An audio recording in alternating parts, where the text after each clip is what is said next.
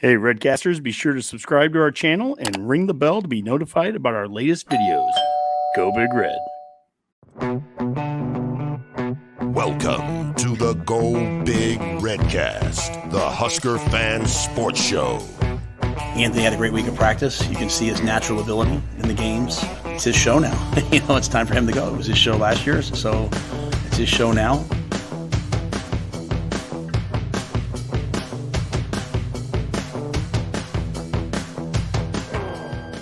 Welcome to the Go Big Redcast. I'm your host, Honke, and it's Sunday morning, and we're going to do the 5 takeaways from the Nebraska game yesterday versus La Tech. As you heard with the intro there, Coach Rule talking about how it's Anthony's show. Anthony Grant went out and had 22 carries yesterday for 135 yards, 6.1 yards a carry, and a touchdown. So, there's something it's translating from practice to the field, and we'll take it. Anyone that's followed the Redcast for any amount of time, you know that we like to focus on things like progress. We like to focus on areas where we're seeing improvement, and also what are the things that we need to improve on. And that's what these 5 takeaways are all about. And so that's where we're going to focus on with it. Before we do, this is sponsored by Pipeline Jerky here. It's NIL for the common man. Got the shirt on. We got the sticker there. Use Redcast at checkout at pipeline-jerky.com. You'll get 10% off your order. Let's help the NIL. Let's help the offensive line get back to the glory years of the pipeline. Also, before we get into the 5 takeaways, if this is the kind of content you want, give it a thumbs up, like us, subscribe if you're not already, leave a comment below as well. This is not just us talking at you. We want to get your feedback as well. We do more than just this show on Sunday mornings. On Monday nights, Mac and I do a Matt's Rule. We'll do some film breakdown that night as well. We do that 9 p.m. during the season on Monday nights. That's a live show. And we also do a live show 8:30 on Tuesday nights. That's the full Redcast. So, again, break down the last game, preview the next game, do some of the BetCast stuff as well. So like, subscribe, and leave us a comment. But let's start here with number 1, and that is run the damn ball. That's the first takeaway. We need to run the ball, and we need to embrace it. Embrace getting under center. Embrace the I formation. Embrace the option. That's something that we sent out there last week or yesterday on Twitter, was that we need to embrace that we're an option team right now. For all the discussion of not being able to take the top off with wide receivers and all that, we're not a big play offense in the pass game. And we're not a huge play offense just running right up the gut no matter what, under center or not. I mean, we can be consistent, but where the big plays have tended to come from have come from the option. And that can open up so many other things, because between play action, which has been our most successful passing so far, but imagine having an option pass game too that can come out of this. And it's all about setting that up. But the big plays that we've been able to have so far have come out of that option. And that's part of running the damn ball. Now, there's a little bit of a narrative I started to see yesterday on social media that was starting to be that we were running the ball to the right, that our left side of the line is the weak side, so we're not running it to the left side very much. And I at least want to show a few plays here that maybe counter that. And it starts with the first touchdown of the game to Billy Kemp, this little jet sweep motion. They hand the ball off to him. He goes from right to left, gets around the left side, and outside there he has both tight ends, Fidone lead blocking there, and then downfield is Borkacher, number 87. And Kemp gets outside, is able to cut it up pretty much untouched, goes for 9 yards, and it's a touchdown. On this play out of the shotgun here, they pull the right guard, and they pull 87 Borkacher as well. The right guard kicks out the DN there. Borkacher cuts up, and then from the outside in, from the left to right, we have a receiver crack blocking in there. Grant cut blocks off of that, goes for about 8 yards. Successful run. Here we have the same play run twice in a row here. It's out of the I formation. It's a little inside toss where the left guard kind of curls out and gets a block, and then the fullback leads right through. And Grant doesn't have a bunch of stutter steps. He just follows the fullback right through the hole, goes for 8 or 14 yards up the gut. And then they do this play again here, and this is the one that ends up getting called back. It would have been a touchdown, a 70-some yard touchdown run. And the thing that we actually got called on is what I want to highlight. It's the receivers downfield blocking. Number 84, Bullock, I think he's so aggressive. He's doing a great job down there, and they get him for holding here. Now you can see the defender has a handful of Bullock's face mask. That didn't get called, but anyways, it's the downfield blocking that I like. And then here's a couple of plays that are out of the shotgun. This one's out of pistol set and speed options to the left. And Haarberg here makes the right read, cuts right up off of it. And he ends up on this play going for about 40 yards. And, it's something I said last week on the show, and I've said it the last couple of weeks, is that I think we need to do less better. We just need to simplify things, and simple speed options here, toss plays there, get under center. We don't need to add a bunch of complexity to it. Now, here is the touchdown run, and it's speed option out of the shotgun again to the left. Now, the argument I can make here is that he actually should pitch it right now, but he cuts up and makes one guy miss and then makes another guy miss here. And with his speed, he ends up taking it for 72 yards for a touchdown. And that's an outstanding run by him. It's a great individual play there. I've heard some people make the argument that, this isn't truly an option because he isn't pitching. That would be the one time where I would say, yeah, I think he probably should have pitched that play. Now he ends up scoring a touchdown on it, so I'm not going to be too critical on it. But, no, he hasn't pitched it a lot yet. But most of the times he hasn't pitched is because he's making the right reads. He's cutting up, and that's where the hole is. That's how the option works. And so it's not a triple option. We're not sitting there making one read and then doing an option based off of it. But, I mean, between keeping or pitching, your first option is always to keep it. If you don't have to pitch, don't pitch. And I think Haarberg, for the most part, has done a pretty good job of that. Speaking of options, now let's go to the right side. And actually, in this case, it's the weak side. And for those who aren't familiar there, weak side versus strong side. Weak side is the side opposite the tight end. So the tight end is the strong side. In this case, the strong side is to the left. And we're lining up in the I formation 2 times here, 2 of these plays. And we're doing a weak side option to the right. The right guard in this case here pulls around, and he just can't quite get to number 6, defender number 6. If he could get number 6 here, the fullback who's lead blocking would be able to get up to number 2, lead on him, and Haarberg isn't touched for probably another 5 yards. But even as is, he ends up getting, 5-6 yards there. Let's watch it again. Right guard pulls around. If the right guard could get number 6, that would allow the fullback to get downfield, get to number 2 there. That's how close we are in a play like that. We're just a step away, and number 2 isn't making that tackle right now. He should have a fullback on him. Now, the next one here, the right guard pulls around and does a good job of sealing. And now, again, Haarberg, he's running the option here. He's optioning off that corner. The corner goes outside. Haarberg cuts up off it. If the fullback can just get a little better block here, he gets a hand on, but if he could just get a better block on that, Haarberg isn't touched for probably another 5 yards as well. Let's watch it one more time. The right guard gets that seal. The fullback, number 34, he's going downfield. He's leading on this. There's 34. Oh my gosh, if we can just get a pancake on this block right there against 24. If he can, Haarberg, he could be gone there, or at least he's not getting touched for another 5-6 yards. But they're both cases where he keeps it, but there was no reason to pitch it either. It was the right read in that case. He kept it and moved it up. And so we're that close on the blocks to really, taking off on one of those plays. But anyways, running the damn ball, that's number 1 takeaway. Number 2 is the rush defense, stopping the run. And when you go back to when Trev fired Frost last year, right at the press conference, he talked about the need to win the lines of scrimmage again. And this is what he's talking about. And I mean, there was a point in the game there where I think it was with about 11-13 left. Yeah, we sent a tweet out yesterday, and it was 315 rush yards that we had on offense. 315, and we had given up 34 at that time. I mean, that's incredible. That's exactly the numbers that you want to see. And it didn't feel like an unbelievable stat game. And yet when you saw that, it was like, my gosh, we've had total control. And so playing that run D and being really stout against the run is hugely important. Now, we've done this now for 4 straight games. We've stacked it for 4 games. Against Minnesota, Nebraska gave up 55 yards rushing. Against Colorado, 58. Northern Illinois, 26 yards rushing. And then yesterday, La Tech, 46 yards, which basically meets our average of 46.25 yards a game.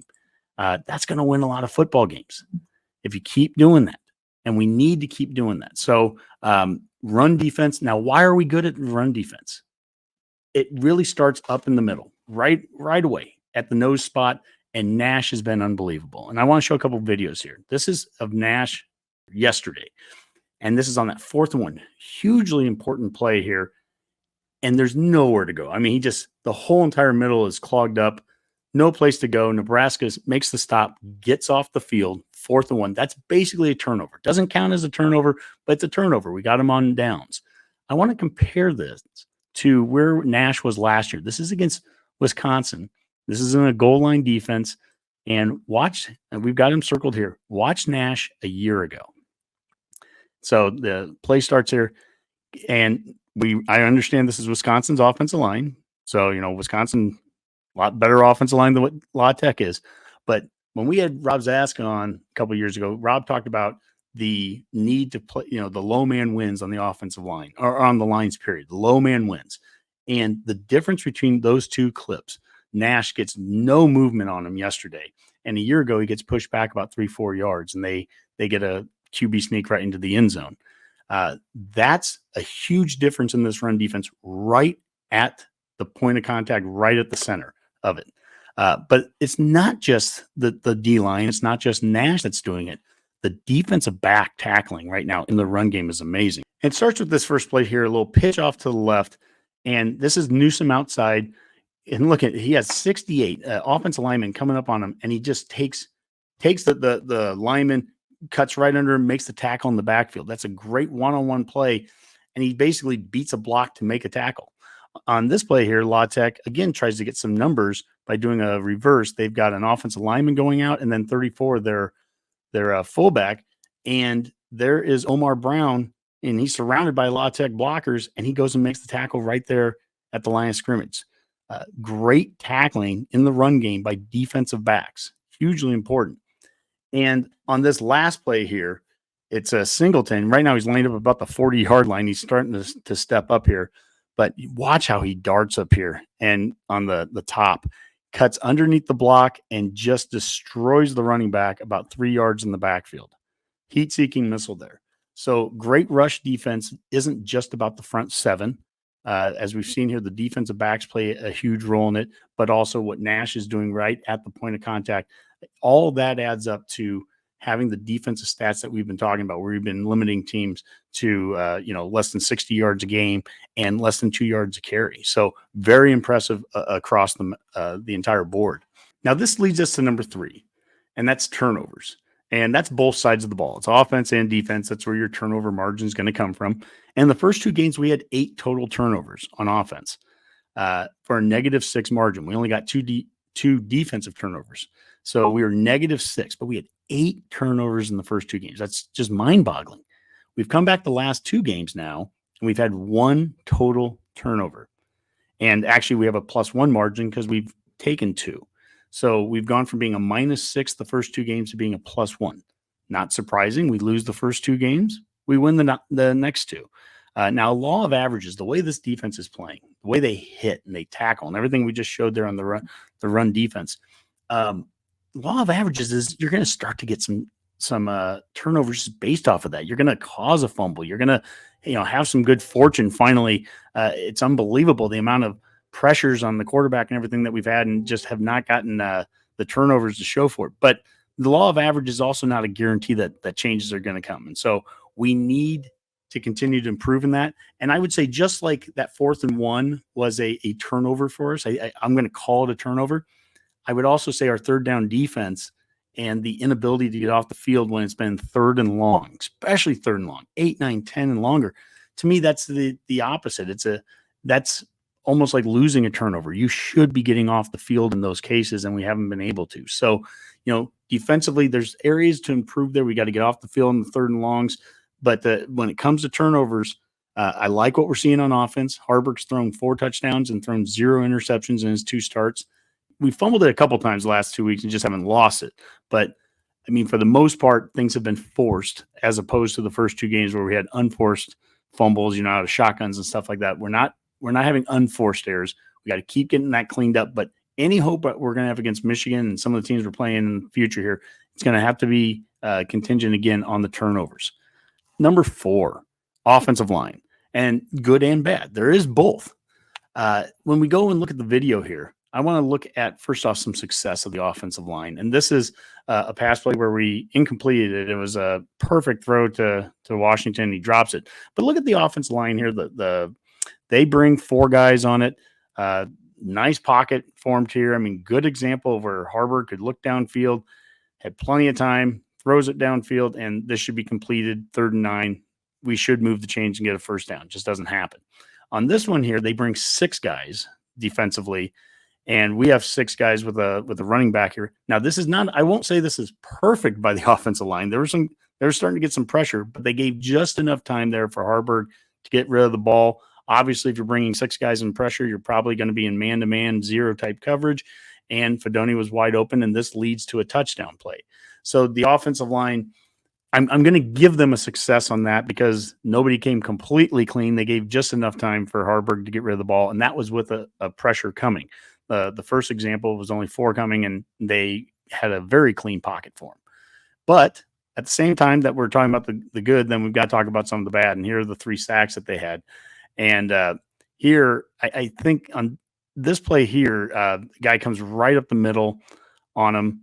And we've got 2 guys, Scott and the left guard, are both blocking one dude there. And I'm guessing that has to be Scott to come off and pick up the guy that blitzed up the middle. Here's another one. Now, this one's under center. And then guy just goes untouched right up the middle here. I mean, you can't have that. So, I mean, we're just lucky that he didn't fumble, to be 100% honest here. And then here you see the guy motion, the linebacker motion up at the to the bottom, and they're bringing an extra guy from the bottom there, and our left tackle, he basically has 2 guys to block, it looks like, and he ends up blocking neither. You know, we're going to have to clean that stuff up. There just isn't any other way around it. There's potential with Prohaska to maybe start to see him more. He's been getting out there the last couple of weeks as a extra lineman in heavy sets, tight end, everything. I really think Corcoran struggles at left tackle, and specifically in pass pro. We've seen some success, some of the running plays there. Corcoran's done a fine job on some of the running plays there, but he really seems to struggle in the left tackle spot in space when it's one-on-one blocking. You've either got to do some things to give him some help with running backs or maybe a tight end on his side if you're going to be sitting there and having him kind of hang out there for a while and have to, block the backside. Or an option, again, is if Prohaska can get healthy here, play left tackle, then I think that Corcoran can move inside and play guard. And it's tough because I think we have some depth getting built there, but there's some good, there's some bad. That's an area we just can't have guys coming clean like that. And we can't have the backside of the quarterback just getting destroyed like that either. So that's about as blunt as I can be. And last but not least, number 5, special teams. We started the season off so strong there. I mean, that Minnesota game, between making the field goal and having a great kickoff return, pretty decent punts, and the kickoff coverage game was outstanding against Minnesota. Yesterday, man, this was a rough one here. We kicked the ball out of bounds. We had a 23-yard punt, missed the field goal at the end of the first half, fumbled a kickoff return. We were fortunate enough to land on it. And then we gave up a touchdown on a kickoff that was called back. So, and the hold on that play, maybe that's the big difference of not making the tackle. But the point is, there's some chinks in the armor there that we've got to get cleaned up here. We can't afford to have special teams be something that's going to be a net negative when we go and play Michigan. We've got to be able to win the game in special teams if we're going to have any hope against those kinds of opponents coming up.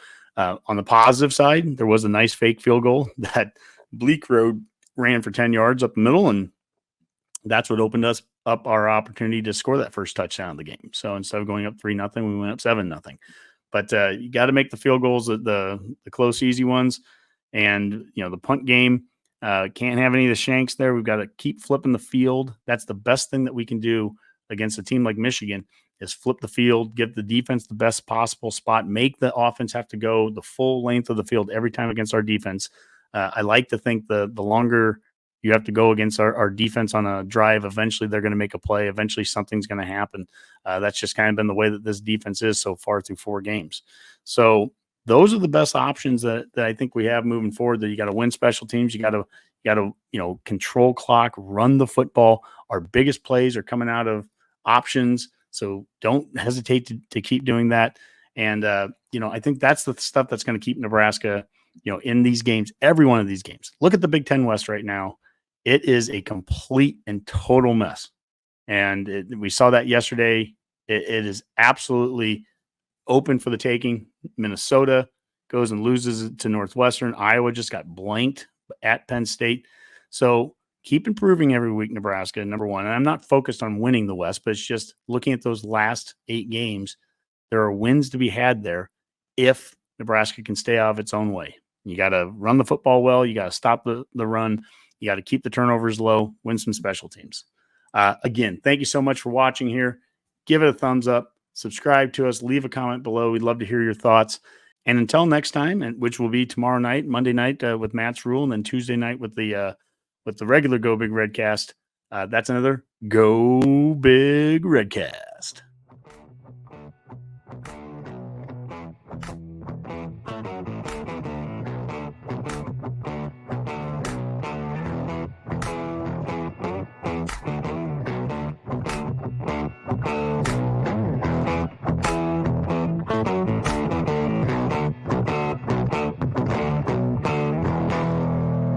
A Herd at Sports Network production.